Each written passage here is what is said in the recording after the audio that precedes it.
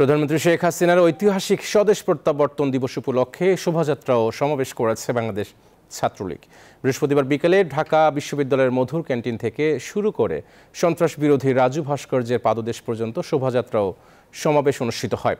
এ সময় ছাত্রলীগের বিভিন্ন ইউনিট থেকে কয়েক হাজার নেতাকর্মী অংশ নেন।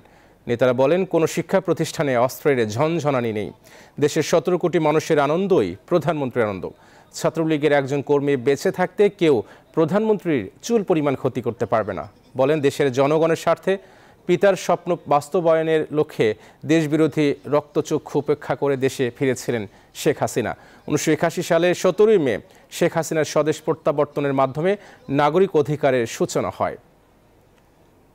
রাজনৈতিক তাণ্ডব চালিয়েছে, হত্যাকাণ্ড পরিচালনা করেছে এবং দেশ বিক্রির রাজনৈতিক কর্মকাণ্ড নির্বিবাদে পরিচালনা করেছে।